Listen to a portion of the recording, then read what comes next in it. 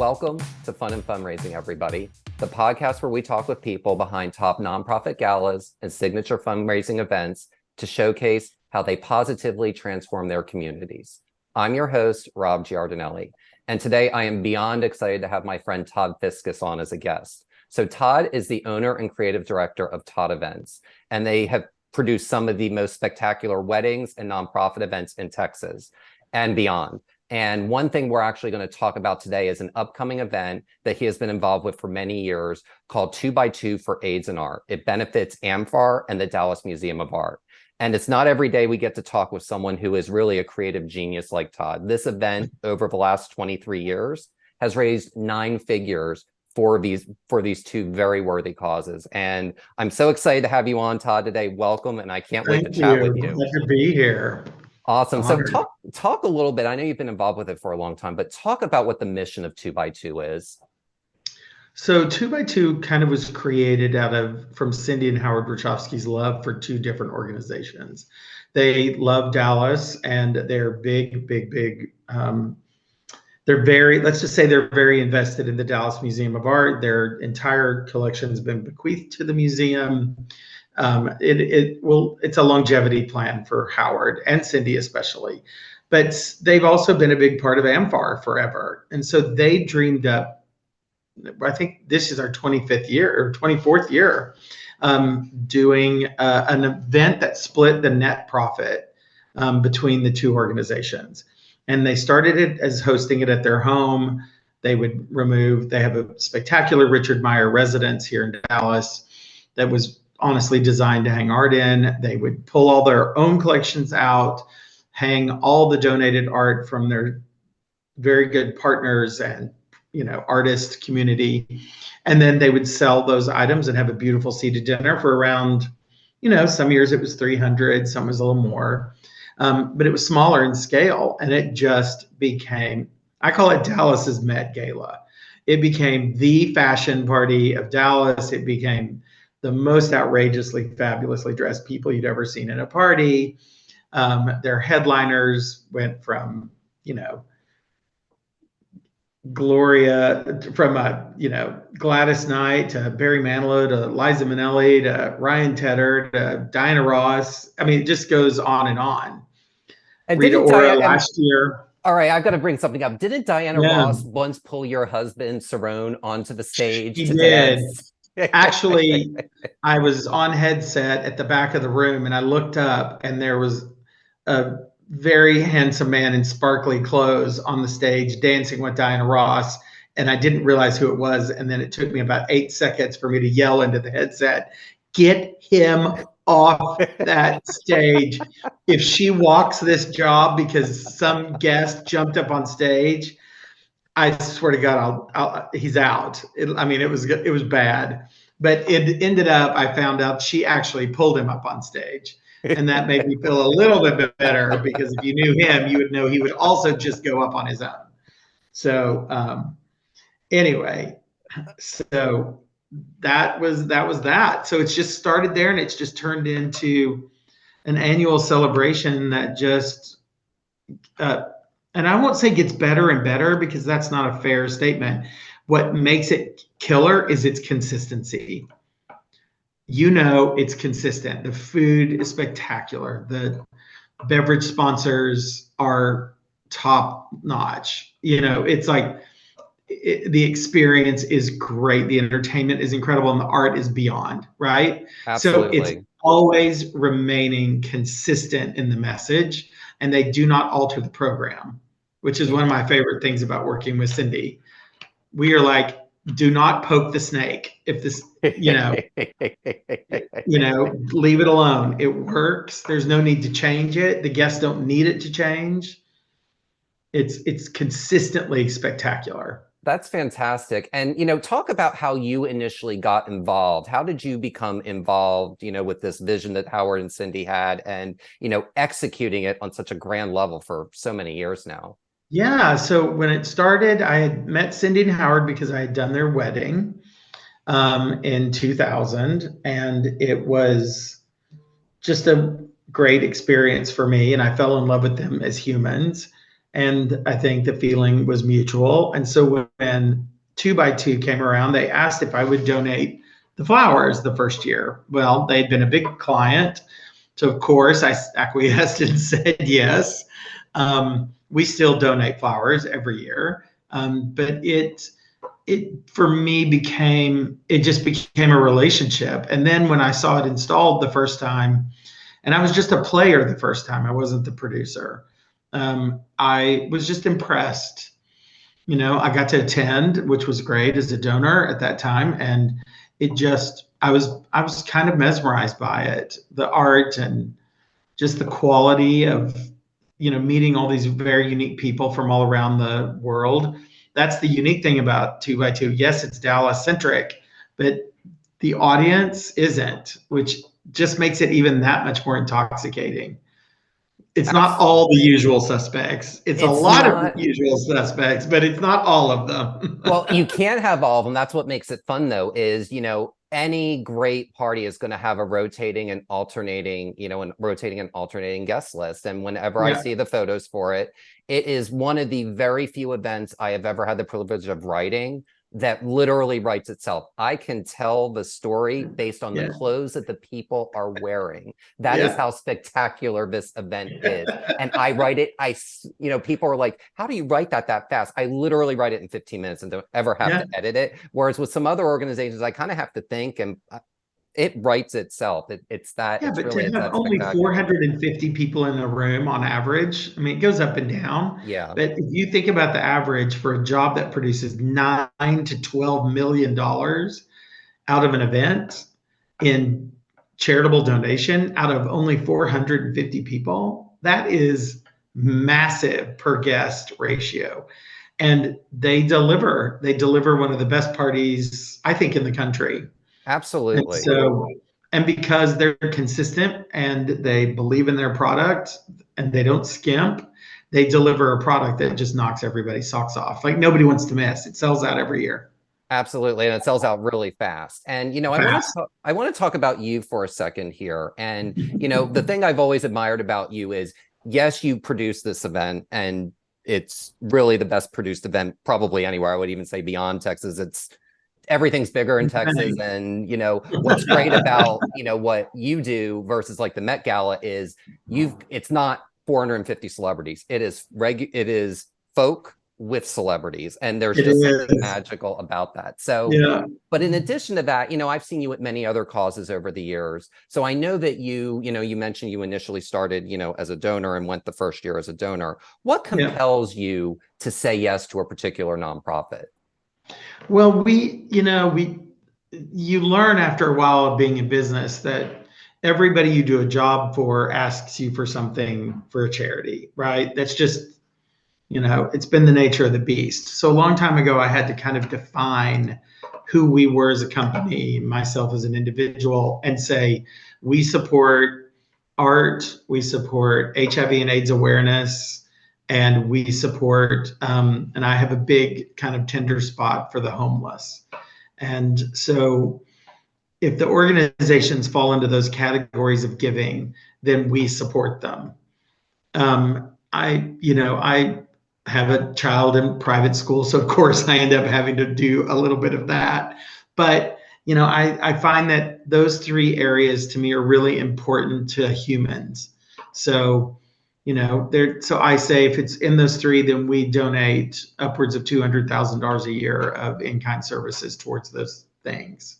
That's really great. And it shows what leaders you and Saron are as a power duo, within the community. I know you've chaired, other things, outside Yeah, of 2x2 to do that, sure. to really showcase that. I know Saron's based in Houston. I've seen you at Yeah. events in Houston. I've seen you in Dallas. So you two are two of the very few in Texas who go to things in multiple cities, and you kind of Yeah, see and we chaired, those we dynamics in chaired play. the Contemporary Museum Gala in Houston. We chaired the ballet here in Dallas. Saron and I are chairing the children's ballet for Nutcracker this Christmas called the Sugar Plum Fairy Tea. That'll be an interesting Fun. experience as two gay dads with 400 little girls and their moms in a room. But it's a great organization, and I love, it's fun to do things like that. So, yeah, we chaired lots of stuff. I've chaired First Look before for 2x2. So yeah, I think it's just part of your, well, one, it kind of starts to feel like not, it's your, I don't want to say obligation, that's the wrong word, but a little bit of your duty. If you believe in these things and you want them to be great, then you put what power you have. Mine's just, I call it, I'm a dumbass kid from Wichita Falls, Texas, but I'm going to put what power I've got into whatever I can move the ball forward a little bit. So yeah, I think it's important to participate Absolutely. financially and personally. Absolutely. There is human capital, and we talk about this on this show all the Yeah, time, that there's human human capital. capital That's a and good, financial yeah, capital, and they're both yeah, equally important. they You are. You know, can't do one without the other. absolutely, absolutely. Now, So, I was talking about how the event writes itself. You're actually, this oh, podcast is writing itself because you talked about my next question, and that is First Look. So what you all do with this event, so basically 2x2 is the main event, but correct. unintended, 2 days before, there is an event called First Look. And that is really this way for people to actually have an opportunity to preview VR and auction items. So tell me tell me about how First Look is different than the main night, but also how that helps add some buzz to the main event on Saturday. So First Look was an organic secondary growth strategy, right? We felt like, many moons ago when we added First Look, it was, let's see if other people also that love art, because we had a capacity allowance in the tent structure. We couldn't, the event couldn't get any bigger, right? And their house, because the art is hung in the home can only handle so many people on flow to preview. So Cindy and Howard came up with First Look, and we added it into the mix, and it became a way to do a little bit bigger outreach, to an additional 200 people. The ticket was, $200 to $500 based on sponsorships and et cetera. It's moved around a lot. But when we did that, it allowed other people to come in and be a part.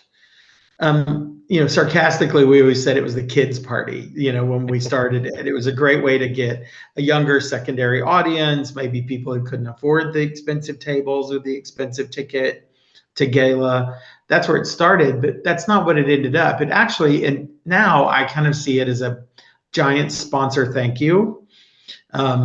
Sponsors get to invite a broader ticket base for underwriting. So they can invite great clients or leadership within their corporation. It became a bigger sponsor benefit. It's still a ticket sale, but more of a sponsor benefit eventually. And now it moves around a lot. We've used that party to garner interest. I mean, 2 years ago we did it in Highland Park Village and hung art and Fendi and Dior and Cerrone Salon and all stores up and down. And then people toured the entire center and had cocktails, and we had a little post wrap up and a little pre. It was fun, real fun. So we move it around a little bit. That's good. It So also allows it to get out into the community, and it also gives, the yeah. host, Howard and Cindy Rachofsky, a break of having to remove all their art Yeah. every Yeah. year. They And they get used time to off for do the chairs. behavior. Yeah, they used to do chairs, and I bet they'll do chairs again eventually. I think next year, 25 years, I bet we have lots of chairs, almost like a return supporting cast vibe. But and Lisa and John Runyon have done a spectacular ad. But it's a well-oiled machine, and you know, I like Cindy's my version of Anna Wintour, moving people around and making sure seating's right and making sure this person's table is right next to this person's table and this buyer is close because we've heard on the streets or through somebody they're interested in this artist, and ding ding ding. So there's nuances. It's fascinating to watch. I don't actually do that part, but I love to watch her do that part. Well, it's always good to be a spectator, and I love watching that, especially when I go to stuff, to kind of be Yeah. kind of the eyes and ears and see what those are. And it's actually a good lead into my next question too, and that is, over the last 23 years, I want everyone to listen to this. This event has raised over $113 million. which is just an incredible sum for something that is held at a person's home. And, Mhm. how does 2x2 create such a compelling environment and a welcoming environment for donors to give that generously year after year after year? Well, so I think it's the perfect soup, right? Like it's a recipe. And you have a consummate host. Cindy and Howard are spectacular hosts. They are gracious about having it at their home every single year. Most people would get really resentful after a while, but they're still incredibly gracious hosts. That's part of the recipe. They're consistent with their deliverables, whether it's Dom Perignon or Veuve Clicquot, Thomas Keller's caviar for the first course. The meal itself is top notch. The service spectacular. They maintain the integrity. They don't look at that even over 23 years with rising costs. They don't look at that and then go, let's boil this down to keep lowering the number. They never do that. They never do that. Cindy and Howard are great. They love to go to restaurants around the world and they bring back inspiration and they knock it out of the park every single time. And it's one of those things, it is what it is. The cost is what the cost is to keep it the quality that the quality is. It is, So but that's part of the soup. That's part of it. It's not all of it. yeah, And I design a killer looking party every single year. That's part of it. Um, absolutely. we have great entertainers. So there's an entertainment piece. And I would say the remainder of the soup is these spectacular artists who donate works. I mean, you just to go and have a Kelly and a Julian Schnabel and a Cy Twombly and the artists are, a Maria Bello, the artist and the numbers of pieces of work that are hanging. You just kind of walk around with your mouth open, you Well, know? it is. It's almost like being in a museum, and It is. talk a You little get bit. the chance to buy it. I know you really do, and but I don't think what people realize is, and I didn't hear this until your dear friend and my dear friend and the publicist for this event, Suzanne Droz, was telling me Yeah. Howard really is so actively involved in the auction process. Can you share a little bit about Of how he goes course. about doing that and what that Well, entails? first of all, he and John, and they bring the girls along when they need extra firepower. But when all four of those people are in the room together with an artist striking a deal for $1 million painting or whatever it may be, which is donated, by the way, um, is a magical thing to watch. I mean, they have really leaned in on relationship to continue these deliverables, and it's heavy. But what's I think is so cool to do is then when you see Howard in the room, Howard and John do what they call their picks. We call them buy it nows. And they list their up and coming emergent pieces as their anointment of this person's about to be big. And those pieces, when we started, used to have they got a little action. Now barely any of them are left, even when the party starts. Wow. And Like when we moved to dinner, almost all of that's gone. absolutely. And So well, and what I've heard is it's like 140 pieces. So like when I say like it's a museum, I mean, it is, yeah, you could literally get lost all day, and like, not that anyone ever would, but you could almost bypass it there and just literally be immersed in the art yeah, because there's so much of it. and interesting and wildly ranged prices. I mean, things from $2,500 all the way to, and some less than that sometimes, all the way to millions. So it's always fascinating to me to watch one, the collection, two, Howard going up on stage as part of the auction team to move the live auction items. And then Howard personally, he and John walk the floor, walk every single floor, starting on the top floor of their house all the way to the first, and walk every single floor and close out the floors personally. Wow. So they're So, really invested. And it's, mhm. part of the success, and I love hearing you talk about that, because really part of the success, because it's a three-legged stool, any successful event. You've got to have a great production team, which they have in you. You've got to have, organizations that really have heft, and you've got that with AmFAR and DMA.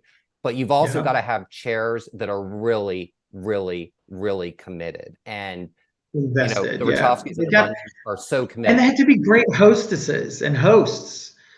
I mean, we've had chairs of other events. I mean, I've always loved working on, but that doesn't mean the chairperson that was selected was a great host.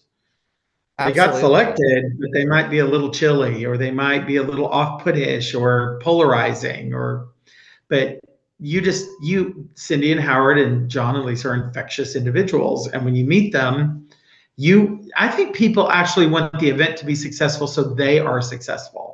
So I think they're invested in the guest, and the guests are invested in them. So it's a perfect storm, to be frank. I mean, they do a great job. Well, and you can totally see and tell that. And I have a question for you, and this is maybe slightly off script, but you brought it up, so I want to ask, what do all successful event and party hosts have in common? Thanks a lot. Okay, so I think successful events try to stay within the brand of their product. So I'll give you a bad example. This is hypothetical. Let's say, for example, you're a venue of music. Right? You do symphony, you're a symphony or an opera or whatever. And then you have a fundraiser that has absolutely nothing to do with music. An evening in Paris, and it's all about fake Eiffel Towers and dumb theatrical design. Right. The user is a little lost, right? The guest in the seat, I call them the butt in the seat, gets a little lost. It's like, why did I come to sponsor? Why did I come as a big part of fine music, orchestral arrangements, strings, etc.? And I'm sitting here having to listen to someone sing "O Sole Mio," singing some French love song, standing on a fake Eiffel Tower of Christmas lights. You know what I mean? And trust me, I do some of this proppy thing sometimes because I'm not the inevitable. I don't get the choice, right? But I say the best organizations that have the best track record with their event maintain the integrity of the event as it meets the brand of the event. They don't change it every year. And one year it's French themed, and next year it's modern, and one year it's an evening in Africa, and the next year they don't they don't bounce around the concept. They stay focused on the reason and its purpose, and maintain caliber and consistency of product. That's really good. To me, those are the best ones. The ones that bounce them around all the time, I think, see people go, I'm tired of going to that, or they judge it independently. Like, that wasn't great, I'm not going to go back next year. So getting a return audience in the realm of charity is tough. And because they depend on the new blood of the chairmanship to bring in new users. Well, the goal is retention. You don't want one-offs. That's terrible for charity work. You don't want 100 new people to come once, spend and donate $200,000, and then they leave and you can't get anybody to come back. You want to retain those people. So, and build upon that the next year, and build upon it the next year, build upon it the next year. You want to retain, you're never going to get 100% retention, but it'd be nice to get 30 or 40%. Yeah, and get a good devoted following, because you need, like we talked about earlier in the podcast, you have to have that mix of the usual suspects, along with, I never would have expected to see that person here. And right. It just creates this added dimension and depth to the event that really, allows it to shine. But, we've always maintained a pretty modern aesthetic for this job. It'll move around a little bit, but it's typically always been relatively contemporary because the art is a contemporary collection. It would not behoove me to all of a sudden have, we'll make the after parties a little crazy, based on sponsorship, but the party's always been pretty contemporary in its aesthetic. Absolutely. Now, let's talk about, before we get to the after party, I do want to talk about that because I know that Yeah. that really, as a creative person, I know that that's where you kind of get to go wild. But, talk a little bit about, I know this year, you always have the best musical headlining acts, all throughout, Yeah. in Texas. So talk a little bit about who the performer is going to be this year, as well as kind of your thoughts on how should an organization engage a celebrity or a musician to be involved with their event. Well, that we lean on AmFAR pretty heavily. AmFAR has kind of more of a celebrity roster of people that like to participate with AmFAR. That's why they do Cannes and, of course, New York and the big show Vegas. They added Palm Beach this year with Kelly Clarkson. They've always had a pretty. They're the ones who bring that style of star power. Um, and so this year is Jason Derulo, who is hilarious. And I don't know if he's a great performer and he's a great book of music. But my favorite thing about him, he is like a TikTok movie star right now, which I barely even know how to spell TikTok, all 6 letters, but he's the man when it comes to TikTok. It's crazy. And so it's going to be fun to have something like him. Last year, Rita Ora, we've had, like you said, we've had lots of different styles of performers, but I think he'll be a lot of fun. Like I expect this to be, there's not going to be a butt left in a seat when he's on stage. Diana Absolutely. Ross was like that. I Well, mean, it was like yeah. she walked in the room and every single person stood up. Well, what's interesting about that is it doesn't really matter the age of a performer. They can be in their Mhm. 70s, they can be in their 20s. If they bring it, the whole room senses it. And Oh yeah. sometimes people are like, well, should I get someone like Diana Ross who, she had hits, when we were kids, but she hasn't, she kind of does them as special, special occasions. And it's like, absolutely, because if you've got it, you've got it, and you never lose it. And when you come into that room, There's you feel it. And there is no show like Diana Ross. I mean, you would think for somebody of her age being able to, you're like, I don't know, is it going to be good?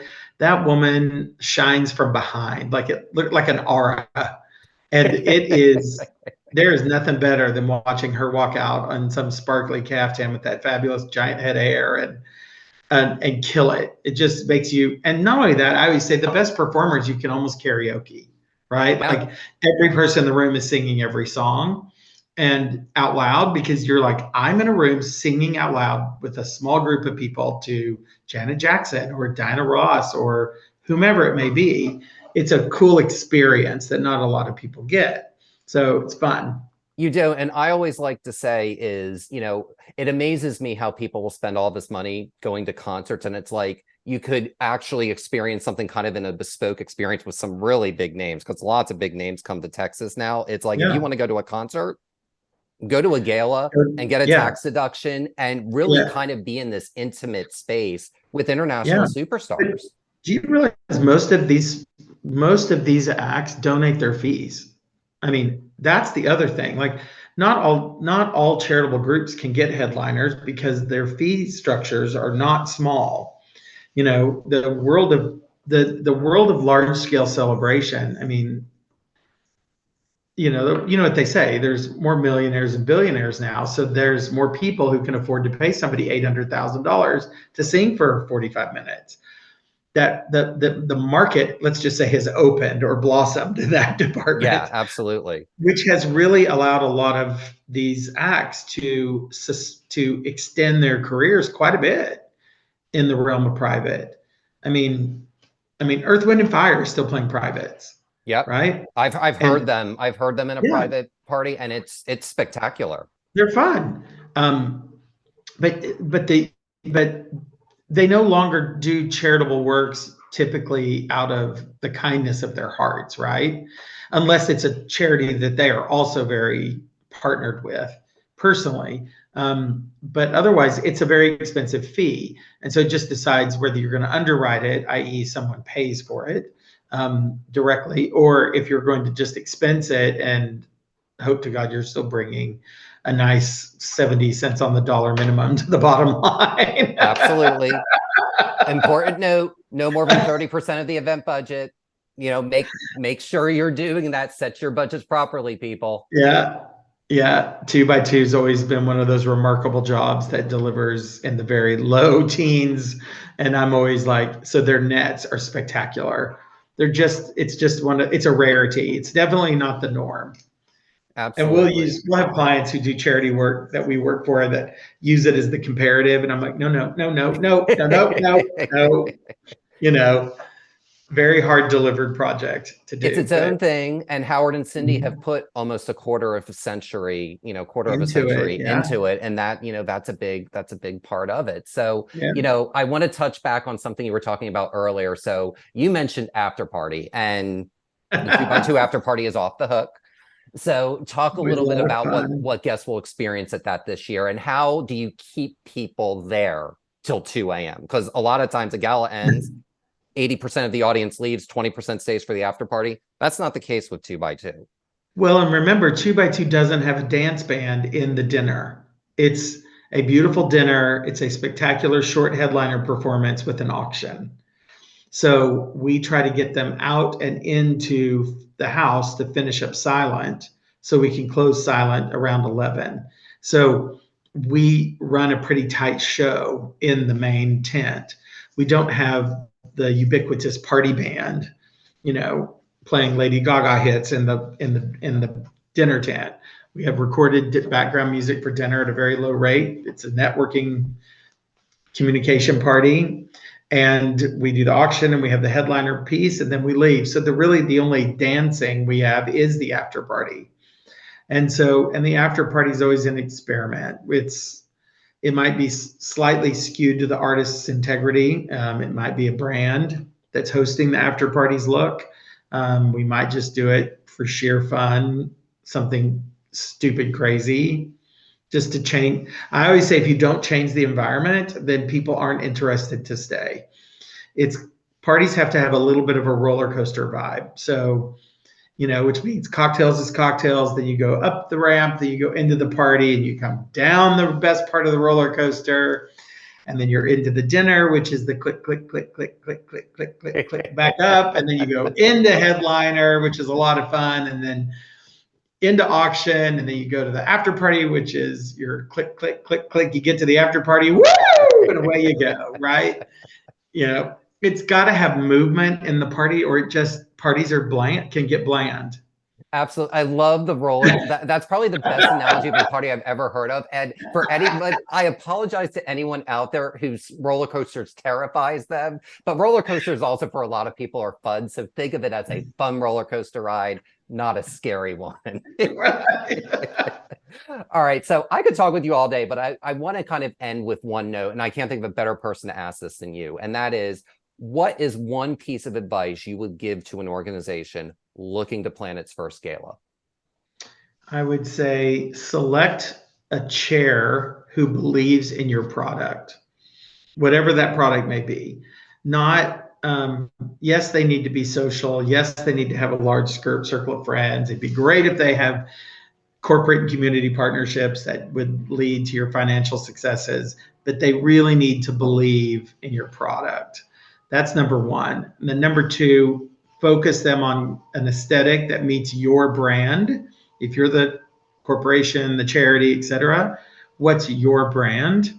Focus on the brand and let them raise money, but do not let them throw a theme party just for the sake of throwing a theme party. Keep it on your brand. The messaging has to be right. When people walk out of an event, if you are actually representing the charitable group, you want them to walk away and go, I am so glad I gave my money to support this group, that I got up and shaved my legs for this and bought a pretty dress, right? Like we got to be committed to the end result of the project, not just like, I didn't like the band and the food was cold. It can't be about the items. Their walkaway should be as hard of a heartstring tug as you can get towards the organization of which you're representing. That is the perfect answer to end, and a full mic drop, Todd. So I have had a blast with you on this, and I hope that you will come back next year to talk about the 25th, because there will be lots to unpack for the 25th. Oh, it's going to be a whopper. Awesome. Well, Todd, thank you so much for joining us You today. bet. And Pleasure. and the 24th annual 2x2 for AIDS and Art will be held on October 21st, 2023 in Dallas, Texas. For more information, please visit 2by2.org.